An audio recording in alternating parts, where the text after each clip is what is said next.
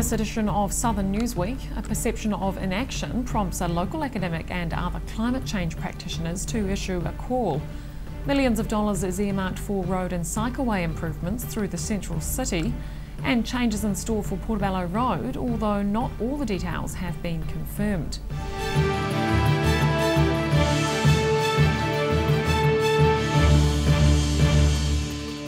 Kia ora, I'm Holly Buchanan. A local academic is back from a national climate change forum where the outcomes of the recent Paris talks were discussed. Perceived government inaction was the main topic of debate, with those gathered calling for political parties to unite on the issue, and they're taking their involvement to the next level. Formulating a plan.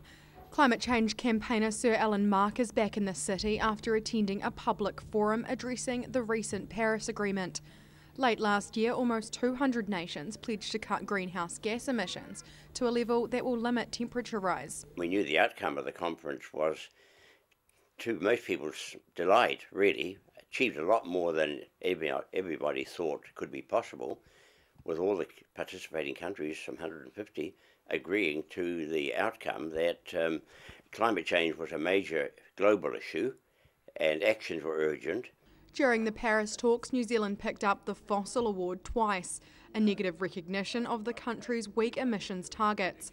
The government signed on to keep global warming within 1.5 degrees, but Sir Mark says it's yet to establish a plan to meet the obligation. The New Zealand government seems to be satisfied with New Zealand trailing the world in terms of its response to this very serious issue. The scientists are 97% convinced that we have a major issue. It is an urgent issue, and therefore, why is New Zealand government trailing so far behind? Former Prime Minister Sir Geoffrey Palmer spoke at the forum in Wellington, along with several other academics. With over 300 people attending, Sir Mark's confident the public's on the right track to addressing climate change. Wise response was delighted that we had convened this meeting in Wellington, and we've got a workshop established, and we're going to take this thing forward as a group of NGOs, really, looking at the issues from a collective point of view. The group's asking central government to take the lead, but Sir Mark says grassroots support is also helpful. He says the more voices united on the issue, the better. Ruby McAndrew, 39, Dunedin News. A local research fellow has received funding for a study that could save the dairy industry millions. He's looking into mastitis, a bacterial infection that limits milk production, and he's planning to find solutions with natural products. Milking the science. University of Otago research fellow Dr. Adam Heikel has received a grant to look into a costly ailment affecting cows and the wider dairy industry. So mastitis is a bacterial infection of the udder, and it's the foremost production-limiting disease in dairying worldwide. And it costs New Zealand about $280 million a year, and it costs the average dairy farmer $54,000 a year in prevention and treatment and discarded milk. The $130,000 agribusiness innovation grant is going towards looking for molecules to fight the bacterial infection. Farmers are needing a new product because existing methods aren't proving as successful as they once were. So currently, farmers try to prevent mastitis by using teat sprays, and they contain antimicrobial molecules such as chlorhexidine. But chlorhexidine is also used in the hand washes in hospitals, and we're beginning to detect resistance to chlorhexidine, so it's no longer working as effectively. The idea behind the research is to find new molecules that are more effective and that can replace chlorhexidine. Dr. Heikel's team wants to go down the natural route by using New Zealand-derived products. A teat spray company contributed to the research grant to help them find a more effective solution for the farming industry. Well, we hope we have a whole series of molecules that can be used to help control mastitis in New Zealand, and also we're going to hope to advance New Zealand's reputation globally as a leader in animal health remedy. The research team has just started the study but has already found promising results that could find a solution to the country's $280 million problem. Annabelle Dick, 39, Dunedin News. Up to $10 million will be spent on making the city's one-way system safer for cyclists. The New Zealand Transport Agency has announced plans to establish separate raised cycle lanes from North Dunedin through the central city. And fingers crossed that will keep all road users out of harm's way. planning a safer system. A project to physically separate cyclists from traffic on State Highway 1 through the city is entering the design phase. It follows a lengthy planning process. The initial catalyst for it, we had cycle fatalities in 2011 and 2012, and there were 2 further cycle fatalities a few years before that. So that really highlighted the need that the one-way system, it has been used for cycling, but it's not safe for cycling. And so that really created demand that we needed to do something. Following those fatalities, local leaders challenged the New Zealand Transport Agency to come up with an improved road design. Several short-term solutions were implemented, including the widening of existing cycle lanes. Now the plan is to further separate cyclists and motorists by installing new raised lanes. The big difference between what we've got now and where we want to head is it's little bit like looking at pedestrians. For pedestrians, there's footpaths on either side, there's curbs, keep people separate from the moving traffic. At traffic lights, there are separate phasings for pedestrians. It's kind of like that, but for cycling, because at the moment cyclists, they only have white lines. He's confident new lanes will reduce the potential for motorists to make simple mistakes, in turn decreasing the likelihood of fatal accidents. The work's estimated to cost between $5 and $10 million and has already garnered a lot of attention. The main consultation process behind the schemes was back in 2013 and 14. We actually fielded over 2,000 written submissions on that, and through the various polls there were another 3,000 points of view. So it's quite a substantial exercise that was done back then. The design phase is expected to take up to 9 months as planners work through any perceived issues. It's hoped work will be tendered by the end of the year. Ruby McAndrew, 39, Dunedin News. Low-flowing rivers around the region are still causing concern for authorities. Dry summer conditions have seen several waterways dip below the minimum flow level set by the Otago Regional Council, but staff are confident the worst is over. Fast flowing, but not quite enough. Despite substantial rainfall last week, river levels around the region remain low. But Otago Regional Council staff say, unlike in previous years, issues arising from dry conditions have been minimal. I think farmers were onto it a little earlier. You know, it's February. We've had a bit more rain and a bit more irrigation water in January than we did last year. But it'll just depend on how much rain we get in February at the top end of the Tairi. Dry conditions locally are likely to continue throughout the summer due to the El Niño event underway in the Pacific Ocean. It's nothing new for the Regional Council, with staff drawing on their experience with Otago's near drought last year. It was all new to us last year, and especially in the way that we managed it with the Notice of Water Shortage Directions, where we actually told, from a legal point of view, farmers to stop irrigating. We haven't had to do that this year, which is brilliant because they've managed it themselves. A minimum flow alert is currently in place for the Tairi River, while the water of Leith is hovering just above its median level. With the levels constantly fluctuating and a warm, dry forecast for the week, Boudica says the region's not quite out of the woods yet. We continue to monitor it. I mean, the irrigation water is valuable at this time of year to establish winter crops, and that last little bit of pasture is stock are fattened or getting ready for sale. So it is important at this time of year, especially in the central areas of Otago. But it's just a matter of just managing it depending on what the weather brings. He's confident the conserving of water by farmers will help sustain river flows until the end of summer. Council discussions will be ongoing until then, and staff will respond to the situation as it changes. Ruby McAndrew, 39, Dunedin News. A section of Portbello Road is being made safer after risks were identified through an audit. The work's expected to cost more than $500,000 and should be completed in winter. But with the project up for tender, some details have yet to be ironed out.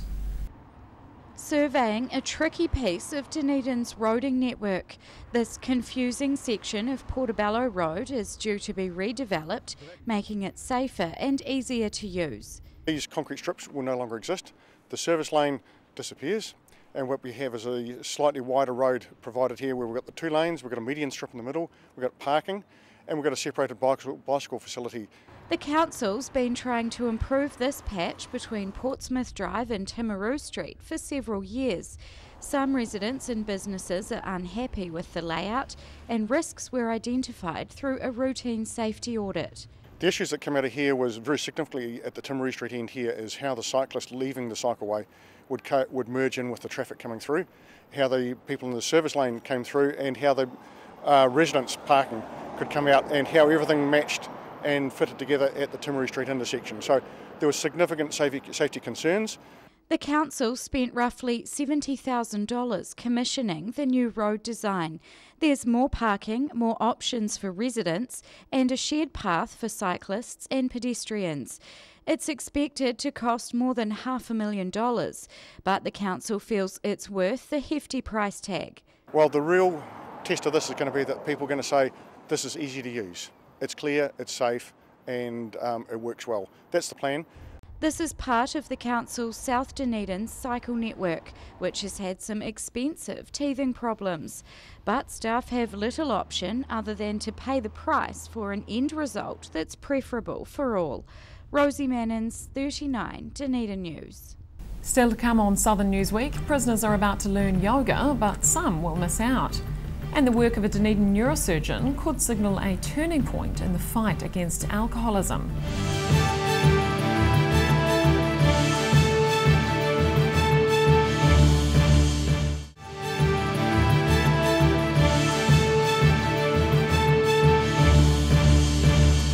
Welcome back. Prisoners around the country are in line to benefit from a unique fundraising event in Dunedin.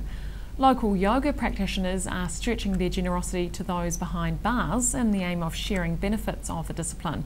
But some inmates are missing out. Channeling inner peace, the benefits of yoga are being extended from the studio to those inside jail cells. Local practitioners are fundraising for instructors to teach yoga in prisons around the country through a charitable trust. This enables the prisoners to get practical tools which enables them to deal with their anger, help them with their rehabilitation, and ultimately prevent them from reoffending when they go back into society. The Yoga Education in Prisons Trust is a registered charity providing peaceful practice for inmates. It's about teaching prisoners techniques for positively changing their mindset and tackling life's challenges. Some of those behind bars are arguably more in need of yoga's benefits than the general population. Yoga helps to reduce stress and it helps to reduce anger, and a lot of prisoners have experienced trauma, and it helps them to face and deal with the trauma that they have experienced. The Otago Corrections Facility is not currently participating in the Trust program, but local yogis have been quick to support the project, and dozens are expected to attend a fundraising class this weekend at Dunedin's Hot Yoga Studio. It might even help to convince the skeptics that yoga offers more than just physical flexibility. The Trust are actually raising funds at the moment so they can do more research to show how yoga is benefiting the prisoners. There's been some controversy around the Trust's work and the concept of providing free yoga to criminals, but there's no room for negativity in the yoga studio. Rosie Mannins, 39 Dunedin News. Ancient bone analysis is helping to shed light on the history of local wildlife. An international research team led by the University of Otago has pinpointed the arrival of a penguin species, and the study is set to make an impression on present-day conservation efforts. Looking back tens of thousands of years, this University of Otago researcher has spent the last few years analysing the remains of more than 100 little penguins. Her interest in the topic was piqued by recent findings about the origins of other local animals. There's been some research going on about yellow-eyed penguins and New Zealand sea lions that discovered that these species, or a mainland lineage of these species, went extinct after human arrival and then were replaced by what we see here today.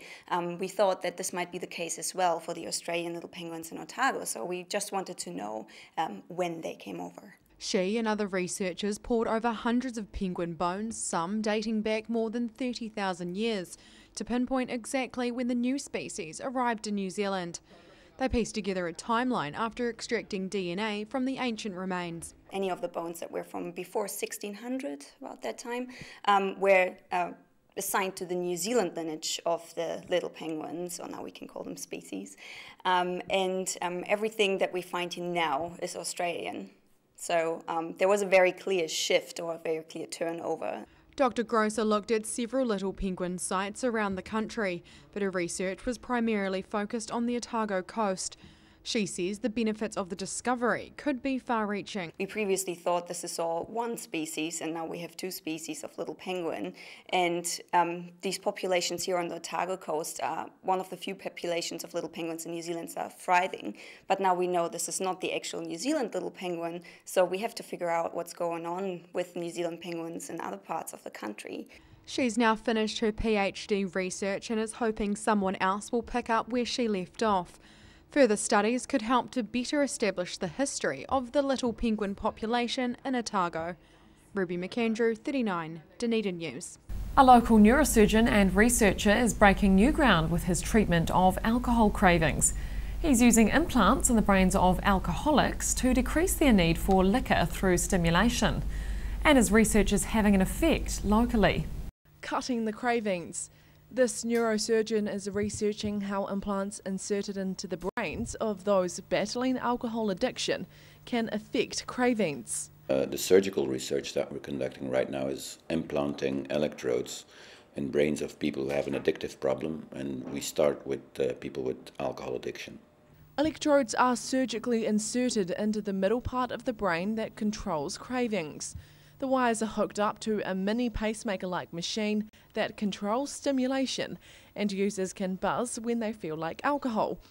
Professor Doritis says recovering alcoholics often relapse due to the presence of alcohol, cravings and stress. He's found the best way to decrease the chance of relapse is by targeting cravings. What we can treat is either the stress or the craving. And so the purpose of the implants is to control the circuit in the brain of the people for craving. So we want to suppress the craving so that the risk of relapsing or continuing to drink is decreased. 3 Otago residents are already benefiting from the treatment, and a 4th will receive an implant in March. To be eligible, patients must be severe alcoholics with no other treatment options. Professor Doritis says the implants are working well, and he's hoping to advance the treatment so it's more widely available. And what we want to do is to create a surgical treatment that will be non-specific, so will be useful for any kind of addiction, that can be performed by any neurosurgeon, and you don't have to go to any special center that can do it, because technically it's relatively simple. Dunedin's the only place in the world where researchers are using stimulation on the craving part of the brain to decrease addiction. Annabelle Dick, 39, Dunedin News. And just ahead on Southern Newsweek, could a NASA engineer's workshop propel the next generation to take up a career in rocket science? And why the City Council is banning mermaid costumes.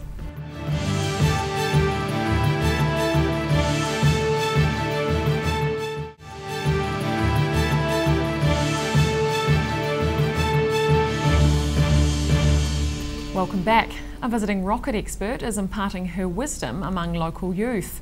The NASA engineer is taking time from her New Zealand sabbatical to run a workshop at Otago Museum. She's hoping to inspire career choices among participants. Simulating liftoff. These teenagers are learning how to make rockets thanks to visiting NASA engineer Anna Murphy.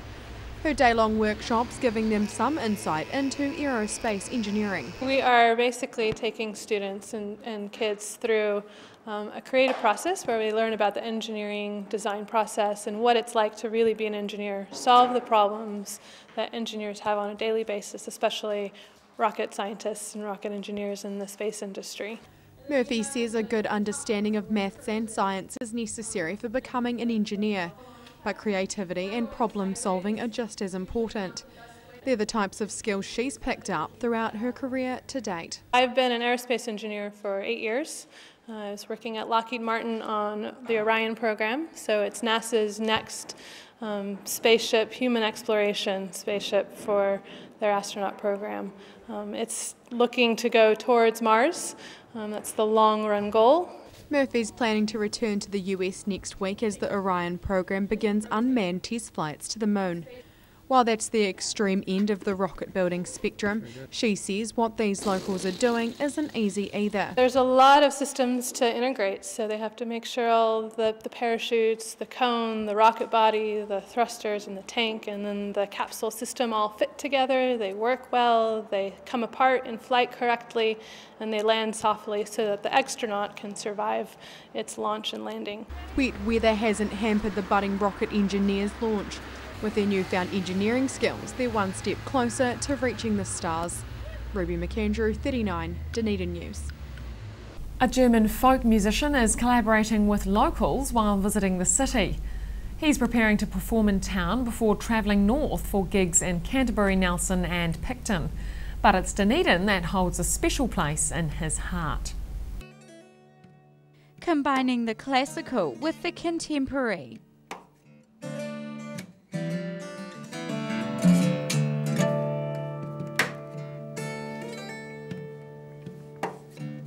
German folk musician Lutz Keller is in the city rehearsing for a public performance later this week.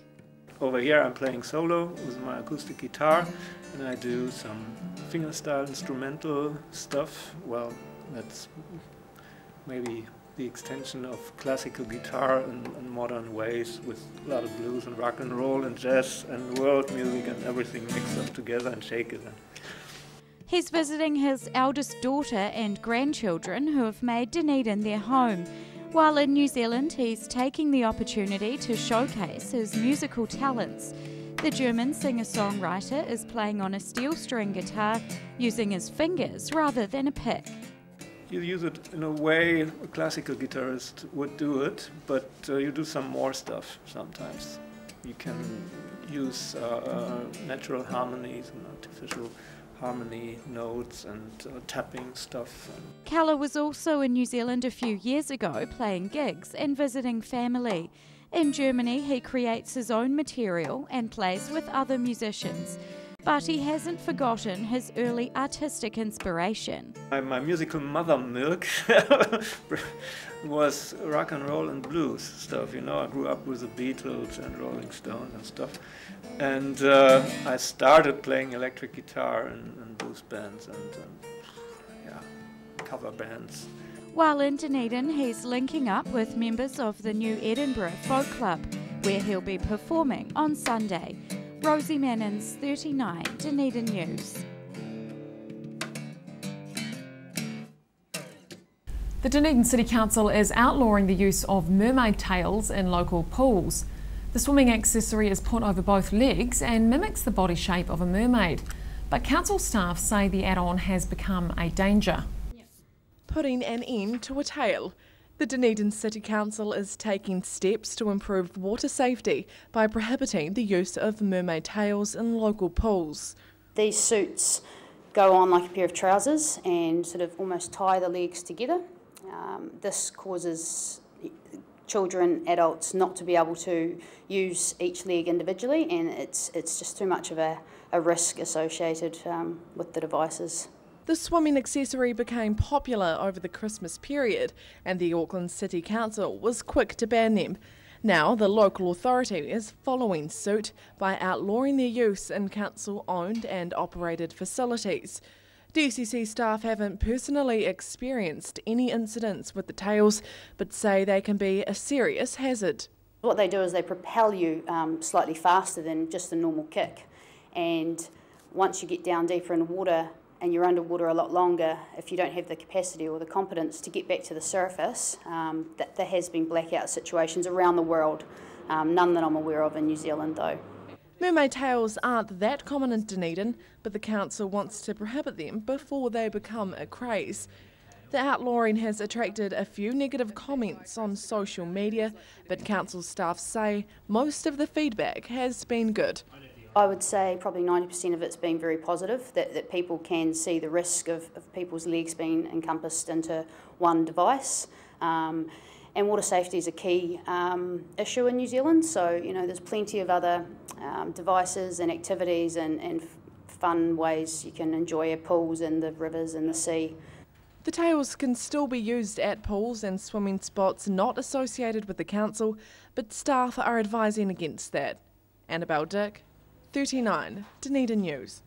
And finally, local artists are taking to the streets in an effort to beautify some of the city's unnoticed features. The Dunedin City Council and Chorus have commissioned artists to paint electrical cabinets around town, and some are getting a personal touch. Working with an unconventional canvas, this local artist is putting her brushes to use for a City Council initiative to spruce up electrical boxes around Dunedin. Well, I'm painting one of the chorus boxes today, well, for several days probably, and the theme is about the midwinter swim at St Clair. Bellamy put in a proposal to paint one of the chorus boxes and received a St Clair location that fit perfectly with her beach-themed idea. There's a midwinter swim at the beach every year, which inspired her design. She's not totally unfamiliar to the idea of cabinet painting, as it runs in the family. My son Max has done a couple in Invercargill and one here, so that kind of inspired me to do it too. I just think they're beautiful. The cabinet art project organised by the City Council and Chorus is about adding colour and life to the city. This is just one of 9 boxes scheduled to be painted in coming weeks after the first round of work proved successful. Bellamy says getting the opportunity to extend her work to a public place is a great feeling. Oh, it's something I've been doing all my life. I'm 65, so it's been a long time, but it's still fun, and I just really enjoy doing stuff like this too. Bellamy's planning to complete her St Clair cabinet early next week. Annabelle Dick, 39 Dunedin News. And that's all for this edition of Southern Newsweek. Please find us on Facebook or take a look at our website at dunedintv.co.nz, where you can download Southern Newsweek and watch individual clips of 39 Dunedin News or webcast the show. I'm Holly Buchanan. Thanks for watching.